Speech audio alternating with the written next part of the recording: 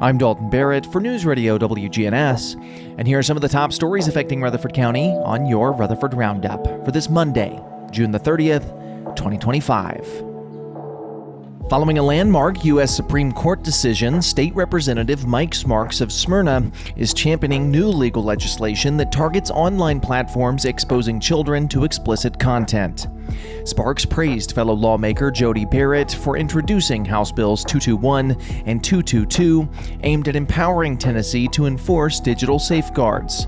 HB 221 would allow legal action against sites distributing obscene material that harms minors, while House Bill 222 would authorize the Attorney General to impose civil penalties and injunctions.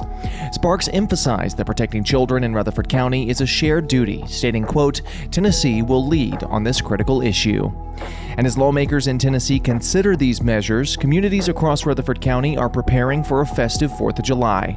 Murfreesboro's, quote, "Celebration Under the Stars" begins at 4:30 p.m. at the Fountains with food trucks, live music, and a splash pad, while the Murfreesboro Night Market offers a vibrant local experience every Friday evening. In Smyrna, Independence Day festivities kick it off on July the 3rd at Lee Victory Recreation Park, starting at 5 p.m., culminating in a dazzling fireworks display.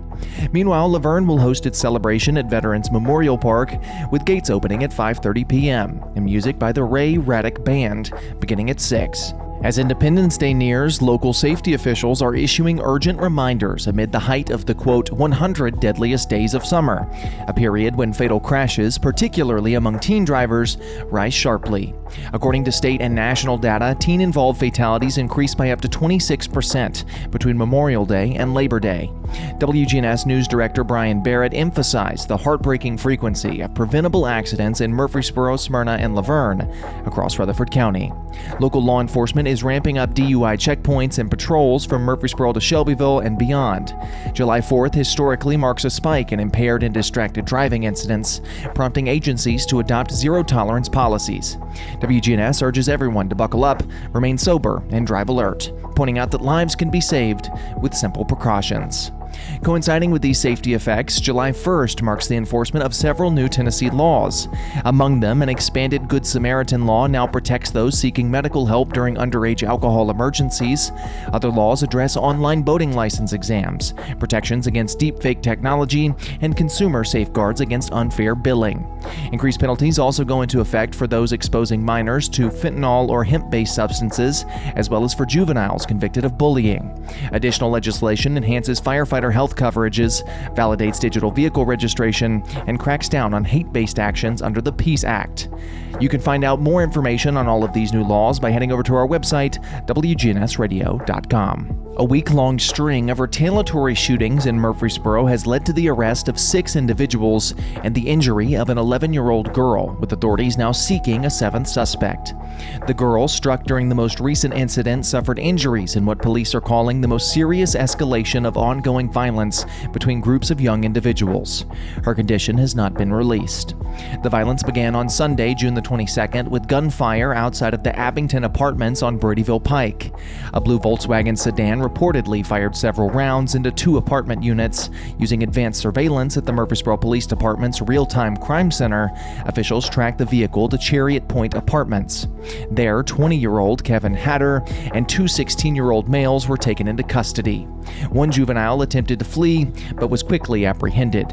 Hatter faces charges including reckless endangerment and vandalism, with a bond set at $63,500. Authorities believe that the Abington shooting triggered a series of retaliations, including a drive-by shooting at many bike riders on Greenland Avenue and the shooting that injured the young girl. Investigators are now seeking 19-year-old Naisha Lawrence, who remains at large. In a separate emergency response, Murfreesboro Fire and Rescue crews responded late Friday night to a blaze at the Regal Inn on South Church Street. The fire ignited in a room under renovation, and it was swiftly contained to 2 units. No injuries were reported, and the fire marshal's office continues its investigation. WGNS urges anyone with information on Lawrence's whereabouts to contact Murfreesboro Police or submit tips anonymously to Crime Stoppers. Despite broader economic concerns across the state, Rutherford County remains a leader in workforce stability, reporting an impressively low unemployment rate of 2.7% for May. The latest figures from the Tennessee Department of Labor and Workforce Development place Rutherford among the top 4 counties statewide, tied with Sevier, Cheatham, and Wilson counties, just behind Williamson County's 2.6% rate. With joblessness rising in 92 of 95 counties, Rutherford's consistency underscores its economic resilience. A local economic development official called the data, quote, a sign of resilient and competitive workforce, end quote, highlighting the area's ability to match employers with qualified talent. As the broader state average hovers at 3.5%, Hardman County reported the highest unemployment rate at 5%, while Johnson and Perry counties followed closely behind. To further support those seeking employment, Tennessee continues promoting the New Pathways program. It offers adults 5 options to earn their high school equivalency diploma, the most available in any state. Free preparatory classes are also offered. Meanwhile, on the lighter side of Murfreesboro news, 3 individuals made headlines after attempting to shoplift beer from Walmart on South Church Street.